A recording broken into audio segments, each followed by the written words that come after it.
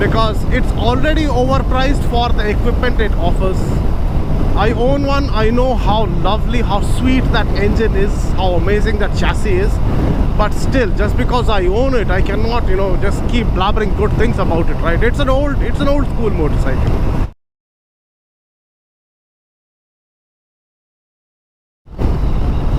Good morning, everybody. Happy Saturday, happy weekend. Jai Sri Ram.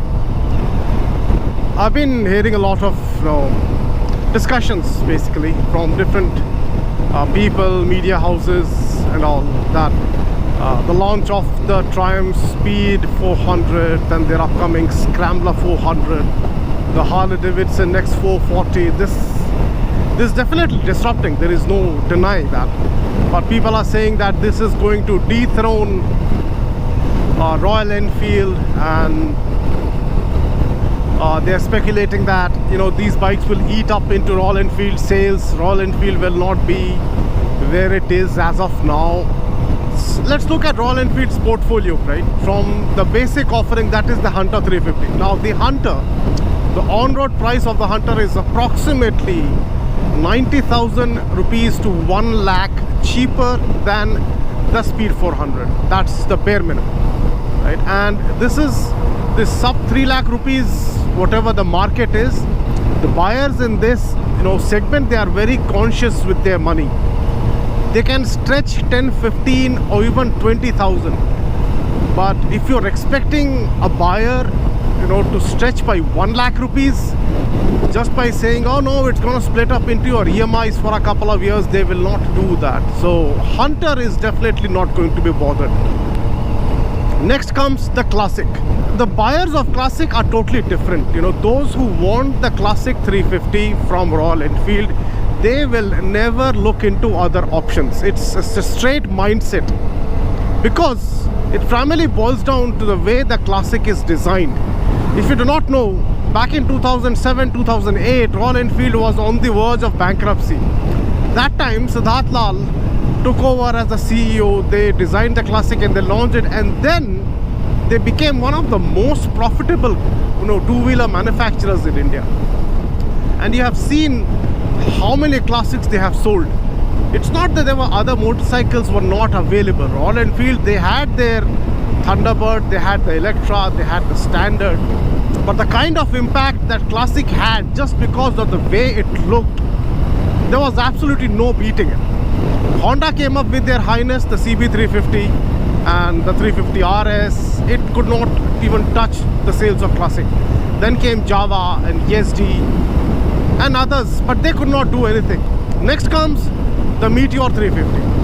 What Royal Enfield does is they connect, and they connect so deep within the Indian motorcycle's heart that nobody can take it over. You start from the branding, the value, the heritage of Royal Enfield, and then comes the buying experience, followed by the after sales, the availability of service centers, the spares, and then you have the entire community which is built around this whole Royal Enfield 350 platform. Their customer engagement is humongous, you know, things that Triumph probably cannot match. Or Harley-Davidson, at least in India, they probably can, because Harley is already, you know, they have this hog, what's called the Harley Owners Group. Now I do not know how much will they entertain the smaller Harley 440X, but they have it. But still, it's not as big or as gone in deep as Royal Enfield has done into the hearts and minds of consumers.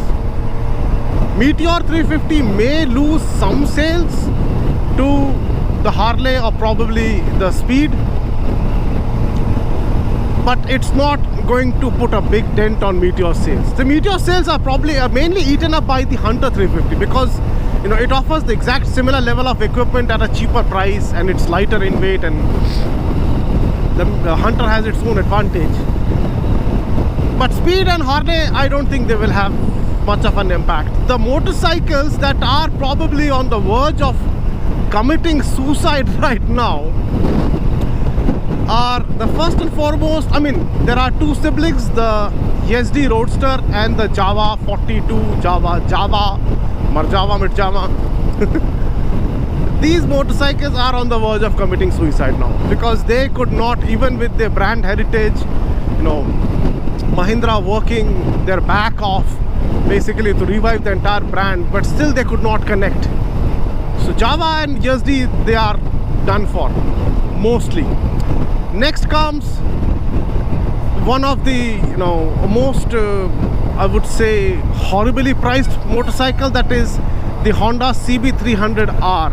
Not many of you have, you know, seen it on the streets, because the way again Honda functions, the way they like to price their, you know, idiotic motorcycles. It's not an idiotic bike, it's a good bike, but then you cannot price it so high, right?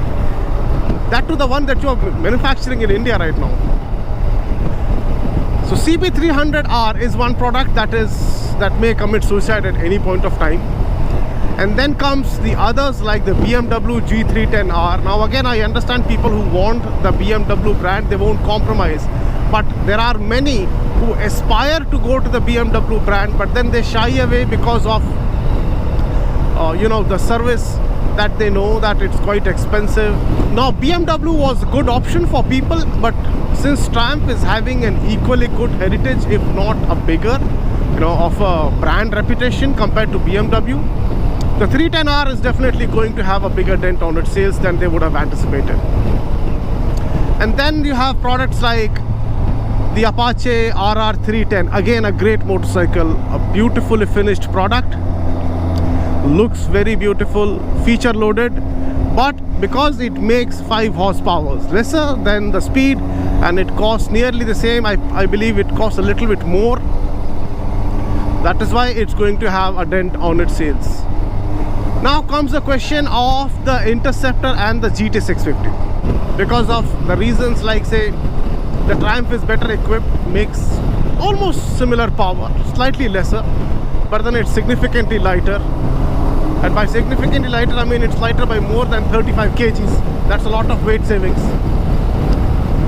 So Interceptor may have some dent. The GT will still remain unaffected because it's a cafe racer and its design is just out of the world, right? And unless Triumph literally launches a scrambler, sorry, a cafe racer in this segment, I don't think it will go and impact the sales of GT650. So these are the bikes.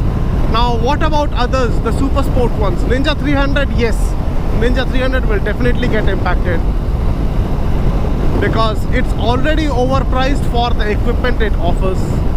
I own one, I know how lovely, how sweet that engine is, how amazing that chassis is, but still, just because I own it, I cannot, you know, just keep blabbering good things about it, right? It's an old school motorcycle. I mean, heck, it does not even get a gear position indicator, the instrumentation is boring, the headlight is halogen which just doesn't work, the tires are literally shitty MRF zappers. So there is a lot which is wrong with the Ninja 300, and I can definitely foresee many people picking up the Triumph Speed 400 over the Ninja 300. That is definitely there. So this is my analysis. I don't really think, as I said in the beginning, that Hunter 350, Meteor, Classic, these bikes will not get impacted. You know, they don't even give a ass to what Triumph sales and Harley-Davidson sales are going to be, because they are way too big for, you know, the numbers. The sales number of these motorcycles is way too huge for both Triumph and Harley put together to reach. So this is it, my dear friends. I hope that you guys understand, and I hope that you guys agree with whatever analogy, whatever it is called. Analogy, anatomy, no, not anatomy. You agree with the logic that I've applied. Yeah, this is it. Thank you very much for your time. I'll see you guys again in another video. Thank you. Have a great weekend, my dear friends. Bye bye.